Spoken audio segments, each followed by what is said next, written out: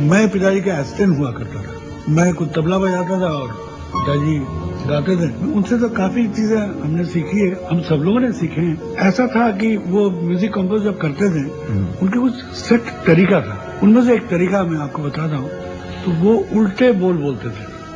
जैसे बंगाली में बोलते हैं कि कोटा का छिलो, मतलब कितना किलो था कीमत, तो वो बोलते हैं छोटा का किलो, 6 रुपया किलो। वो उल्टा हो। इस तरीके से वो गाने को भी ऐसा बनाते हैं। पिताजी हमेशा बोला करते थे कि कोई नयापन जो कहते हैं करना हो तो ये सब एक्सपेरिमेंट से करते रहो। मैं ये कहूंगा कि मेरा वो पीरियड में ऐसा हुआ कि मुझे वो पिक्चर मिली और मैंने दीदी के पास गया, जाके कहा कि दीदी ये पहला गाना है तो आपको गाने पड़ेगा। तो कहा क्यों नहीं गाऊंगी। उन दिनों में क्या होता था कि रिहर्सल हुआ करता था, तो वो आए हमारे घर पे रिहर्सल करने के लिए और रिहर्सल में गाना सुन के बहुत आशीर्वाद दी और उन्होंने कहा कि पिताजी से नहीं मिलाओगे। तो मैंने बोला कि वो दरवाजे पे खड़े हैं दूसरे कमरे में, वो आने की सोच रहे हैं। तो उन्होंने आवाज दी, दादा अंदर आइए। रूठे हुए पिताजी आए, आके बोला लता कितना डेट दे सकते हो तुम मुझे। तो ऐसे बात करते हो और आपको जितना डेट चाहिए 1 महीना का चाहिए डेट ले लीजिए। और उसके बाद से फिर पिताजी के साथ लता भाई के अच्छा हो गया।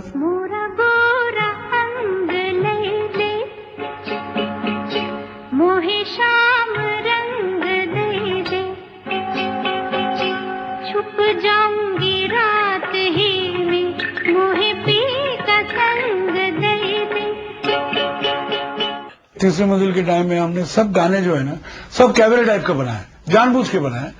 वो रोमांटिक सिचुएशंस में अलग लगने लगा। तो ये जो पिताजी ने देखा, पिक्चर देखी और सबने ये किया, तो मुझे पहली दफा उन्होंने आशीर्वाद किए, आशीर्वाद करके कहा कि वाह, एक बात तो डेफिनेटली कहना पड़ेगा कि दूसरे लोगों से थोड़ा सा हटके ये म्यूजिक लग रहा। बर्मन दादा हमेशा डरे रहते थे। उनको लगता था कि लता अगर नहीं आई तो गाना मेरा क्या होगा। और जब गाना सिखाते थे वो गाते थे, ज्यादा उनका जो स्टाइल था वहाँ का फोक का, उस स्टाइल से वो खुद गाते थे। और वो खुद जब गा के बताते थे तो हम लोगों को थोड़ी मुश्किल होती थी कि आप दादा की तरह कैसे गाएं। तो उनकी आवाज जरा सी टूटती थी तो वो मैं नहीं कर सकती थी, पर मैं उनसे हमेशा पूछती थी कि दादा ये कैसे गाऊं। तो वो बताते थे कि तुम ये इस तरह गा, तो वो मैं नहीं कर सकती थी, पर मैं उनसे हमेशा पूछती थी कि दादा ये पीठ पे हाथ रख के कहते थे कि बहुत खुश रहो लता। और उनका खास मतलब जब वो बहुत अप्रिशिएट करते थे तो उनकी खास बात थी पान खिलाते थे।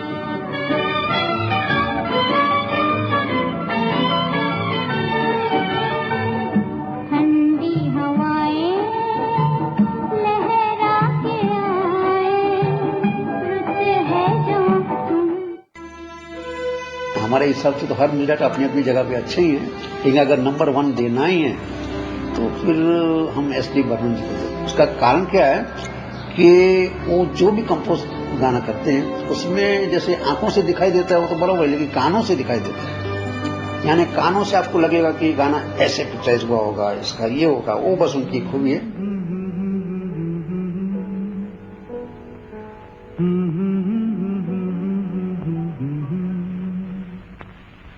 मगर लगता है कुछ ऐसा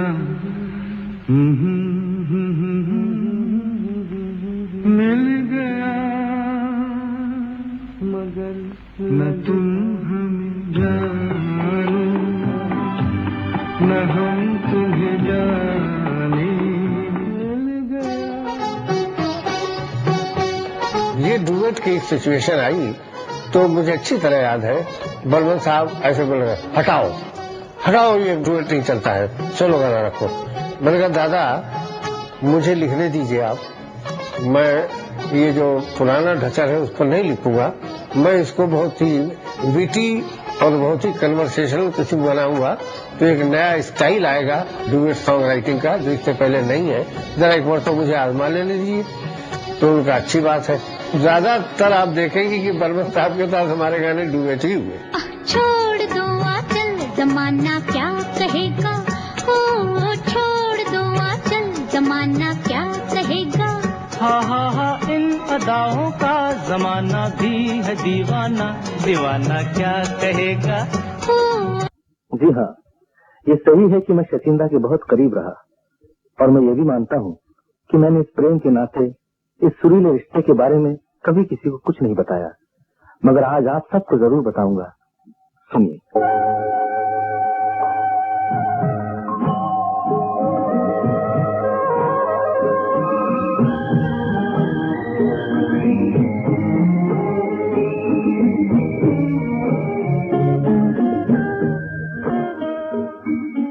इकतीस अक्टूबर, वो दिन, वो घड़ी कैसे भूल सकता हूँ। शचिंदा सोए हुए थे और मैं पास बैठा हुआ उनके अंतिम दर्शन कर रहा था। शचिंदा, जिन्होंने मुझे संगीत भी दिया और प्यार भी, आज हमेशा के लिए खामोश हो गए थे। वो खामोश तो थे, लेकिन मुझे यूं लग रहा था जैसे उनकी आवाज मुझे कुछ कह रही है, मुझे याद दिला रही है वो सभी घड़ियां जो मैंने उनके साथ गुजारी, शुरू से आखिर तक। शुरू कब शुरू हुआ उनका और मेरा साथ? हाँ, याद आया, पहली मुलाकात उनकी आवाज से हुई। कॉलेज के जमाने में मुझे सिर्फ 2 गायकों के रिकॉर्ड खरीदने का शौक था, एक थे सैगल साहब और दूसरे एसडी बर्मन।